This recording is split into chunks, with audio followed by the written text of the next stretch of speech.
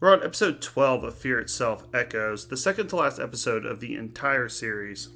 And this episode's going to look a little different because they just banned CapCut, one of the best editing softwares, and TikTok. So yeah, I actually wasn't sure if this was going to go through. It completely went through. In fact, you can't access any of your old files whatsoever, even the stuff you're working on.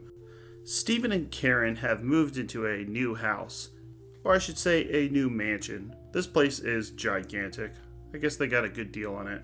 And right away, Stephen, as soon as he steps foot in this house and they're unpacking all their boxes, he's hit with deja vu. He starts getting these flashbacks. Stephen is getting flashbacks to a previous life where he inhabits the character of a guy named Maxwell, who is a hitman, murderer, and ex-boxer. Well, now, you may lie like a queen, but you bluff like an old whore. Don't ever call me that. You cheat. It ain't cheating if you don't catch me doing it. You're talking to? What are you gonna do with this damn tough guy? Maxwell lives in 1928. Stephen is in 2008. And throughout this episode, you will constantly get flashbacks to 1928 and then go back to modern times, which when this episode came out was 2008. And they have a cool effect to let you know that it's in ye olden times, 1928. Obviously, it looks different. People dress different. But also, sometimes there'll just be a shot of like a bathtub. So you're not exactly sure what year it is. But they'll put this yellowish tint to the visuals and make it very bright. And I think it makes it look really cool. They're not trying to turn it into black and white. It actually looks more visually pleasing when they do the flashback to 1928 than 2008. 2008 looks kind of dreary and dry and dark. And the 1928 scenes are really popping and vibrant. And I think this is a great decision rather than trying to make it look super old. So he's getting these visions where he believes that in the past life he was this character Maxwell who lived in the house that he just moved into. And we see scenes of violence. Maxwell has a contentious relationship with his girlfriend. He's very jealous and is constantly walking around with a switchblade, which Stephen finds in these flashback scenes in the bathtub, in the sink. He also finds blood in the bathtub, in the sink. Seems like there was a murder that happened in this bathroom, in the house that they are staying right now. Stephen talks to a shrink, and this shrink helps him relive these memories. Now, so far this episode is pretty decent. It starts off very fast. It gets right to the point. They don't have like a 10-minute build up where Steven's just talking with his girlfriend.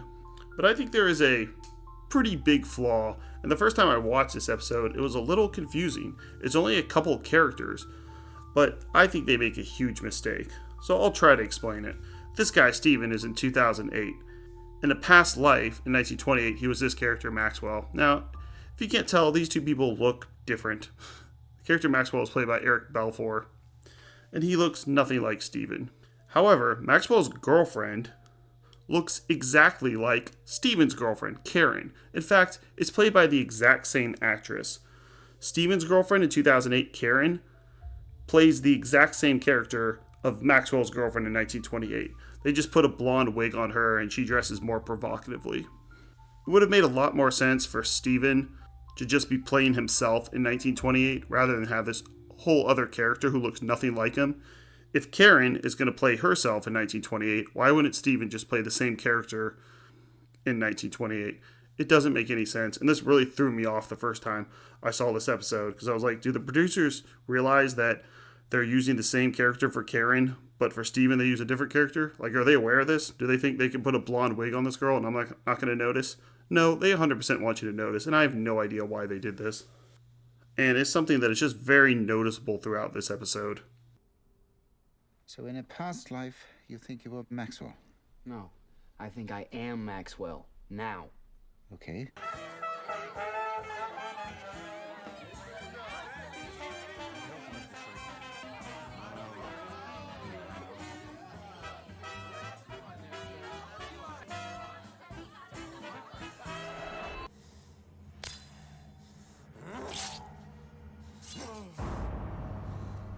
If you want to watch any of these episodes of Fear itself, it's actually on YouTube for free under the YouTube Movies and TV channel. They run a few ads, but it's free and legal, or you can just type in Fear itself, in this case, Echoes. And they have all 12 episodes.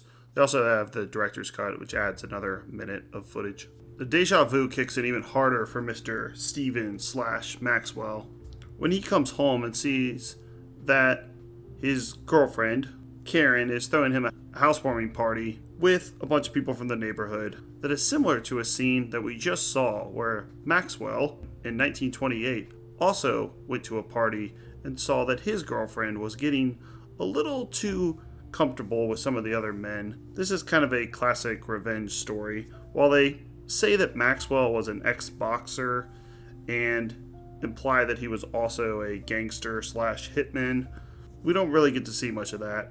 We just see him get jealous over anyone that even looks at, touches, or dances with his girlfriend. And now, Steven is in a similar situation with his housewarming party, where his girlfriend gets a little too comfortable with some of the other men. How's it going? Okay, thank you.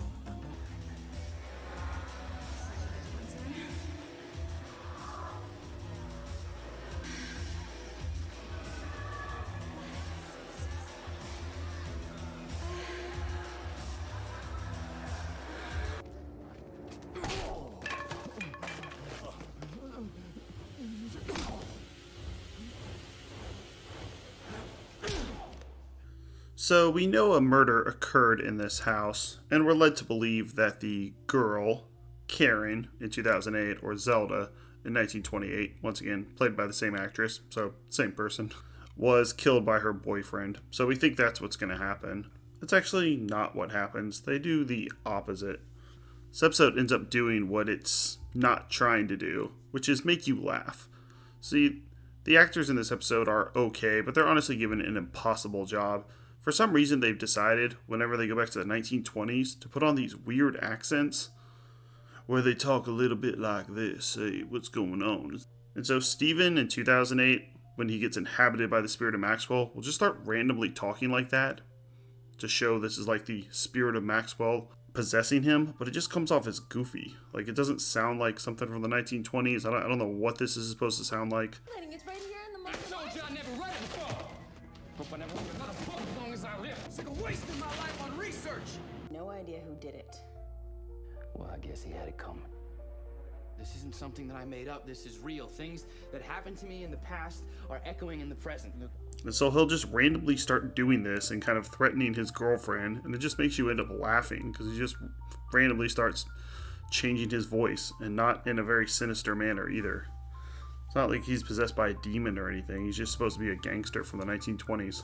So that part is a bad choice and kind of ridiculous. And the last couple minutes, they end up loving each other, then hating each other, then fighting again, then doing a weird accent, then loving each other. Like, it gets so convoluted.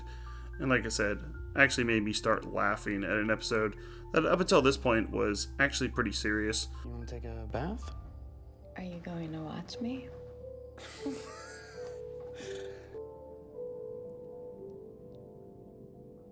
I think I'm starting to feel it. What? Deja vu. You actually showed some human emotion. Who else besides him? What? You mean in the history department or the whole faculty? Not a man. You're a self-indulgent little boy who's frightened to death of women.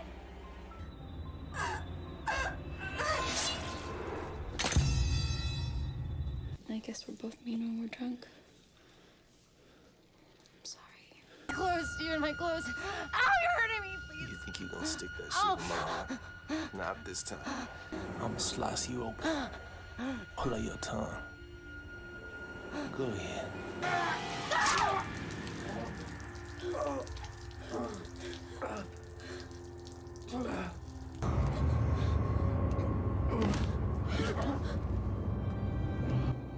I do like the way this episode is shot.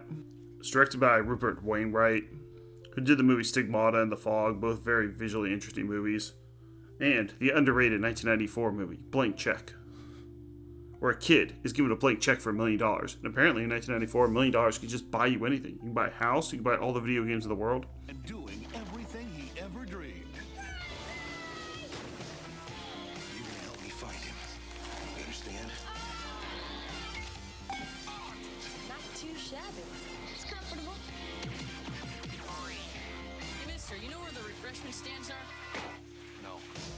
So Echoes is going to get a solid 4. It just gets a little too goofy at the end with him going from a good guy to a bad guy to a good guy again.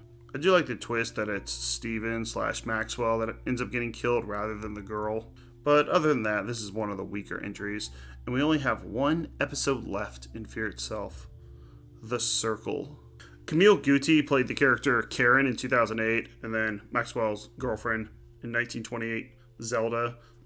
And she probably did the best job of anyone in this series, since she actually had to navigate between doing two different characters that were quite different. Zelda was a lot more provocative. Some might say skanky. Don't call her that though, she gets mad. And then Karen was just kind of an average everyday girl. She's mostly done TV work, being in episodes of Prison Break, Crossing Jordan, voiced 5 episodes of Family Guy, and recently in the series Fantasy Island and The Rookie. Eric Belfour played the character Maxwell, and throughout his career he's mostly played tough guy characters, like it does in this episode. He was in 78 episodes of Haven as Duke Crocker, Chicago PD, even a few episodes of the OC back in the day. But looking at his IMDb, I got some flashbacks to one of the worst movies ever in existence, the 2008 movie Hell Ride, that I once rented when I worked at Blockbuster as my very first job when I was 18 in 2008.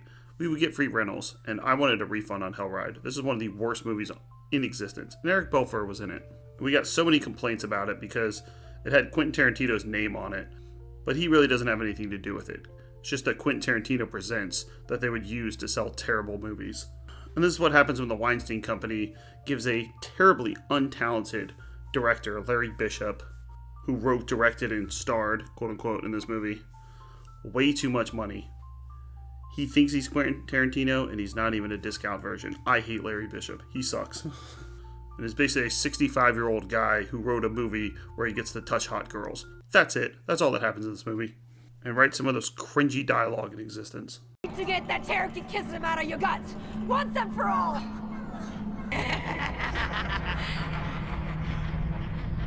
Put the mother. My pussy's on fire.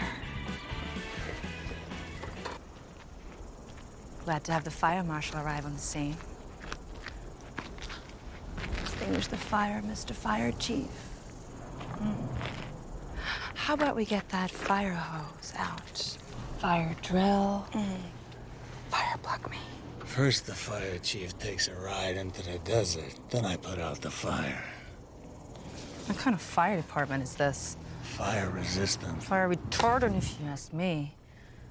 You ain't the only fire truck in town, you know. Maybe I got fire insurance. That kind of talk won't get you anywhere with me. I'm fireproof. Sorry for that. Well, at least CapCut's back up. They unbanned TikTok and CapCut. Yay. You can check out our playlists, where we have all the episodes of Fear Itself, Monsters, and Tales from the Dark Side in order. And after this series is finished, Fear Itself, we're going to do Cowboy Bebop.